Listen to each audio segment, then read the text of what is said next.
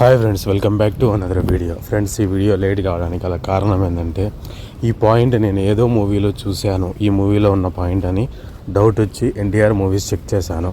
NTR movies super man అనే ఒక movie ఉంది.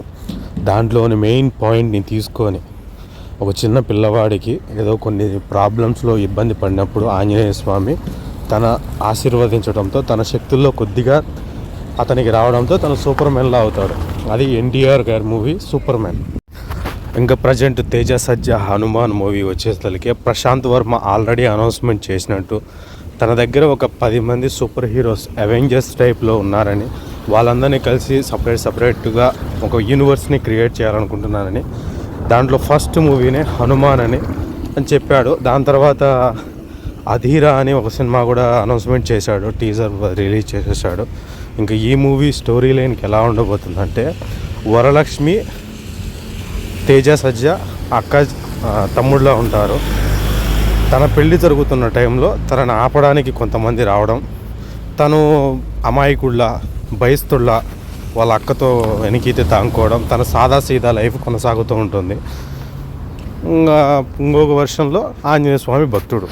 ఎందుకంటే ఆంజనేయపురం అని చెప్పేసి వాళ్ళ గ్రామం పేరు, అతని పేరు హనుమంతు అని చెప్పేసి క్లారిటీగా మనకు క్లూర్ ఇచ్చారు. హీరో నార్మల్గా తన లైఫ్ బతుకుతూ అలాగే తన అక్కకు సపోర్ట్గా ఉంటాడు అమాయకుడు మాదిరిగా.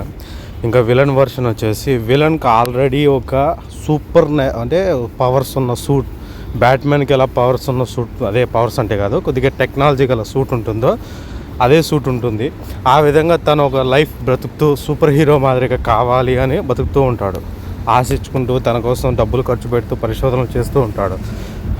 అదే టైంలో ఒకానొక సిచ్యువేషన్లో ఈ విధంగా హనుమంతపురం అదే ఆంజనేయపురంకు సంబంధించింది తేజ సజ్జా ఉన్న ఊరి గురించి తెలుస్తుంది.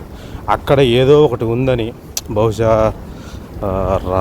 ఏదన్నా పవర్స్ ఉన్న విగ్రహం అని కానీ, లేదనుకుంటే ఏదో ఒక సోర్స్, ఒక తినే పండు అని కానీ, లేదంటే ఏదో ఒకటి చెప్పడంతో తను ఇక్కడికి రావడం, ఆ ఊరినే దానికోసం వెతకడం, దాని తర్వాత ఆ ఊరిని లేకుండా చేయాలని చూడడం, దాని తర్వాత దాన్ని అడ్డుకోవడానికి ఇంకా వరలక్ష్మి శరత్ కుమార్ గారు అలాగే తేజ సజ్జా ఎదురుపడినప్పుడు వరలక్ష్మి బహుశా చనిపోవచ్చు అని నేను అనుకుంటున్నా. దాని తర్వాత తేజ సజ్జాని కూడా ఒక కొండ లోయలో నుంచి కిందికి పడేస్తాడు. దాని తర్వాత ఏం జరిగింది? తేజ సజ్జా చనిపోయాడా లేకంటే మళ్ళీ బ్రతికాడా? బ్రతికితే ఎలా బ్రతికాడు? వీటన్నిటికీ హనుమంతునికి మళ్ళా ఏం సంబంధం? లేదంటే నిజంగానే హనుమంతుడు వచ్చి తేజ సజ్జాని కాపాడా? ఇది మెయిన్ సోర్స్గా ఉంటుంది.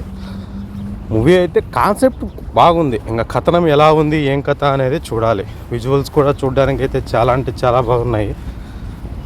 చూద్దాం ఫ్రెండ్స్, ఏ వరకు మెప్పిస్తాడో తేజ సజ్జా.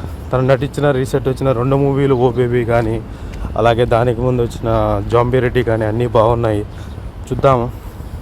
కొన్ని విజువల్స్ కొద్దిగా ఎత్తికొట్టినట్టు ఉన్నాయి. ఆంజనేయ స్వామి ప్లేస్లో రియల్గా మనిషిని ఒక ఎవరినైనా క్యారెక్టర్ని పెట్టినంటే బాగుంది అని నా పర్సనల్ ఒపీనియన్. అఘోరా క్యారెక్టర్ బాగుంది, ఇంకా అన్నీ బాగున్నాయి. చూద్దాం.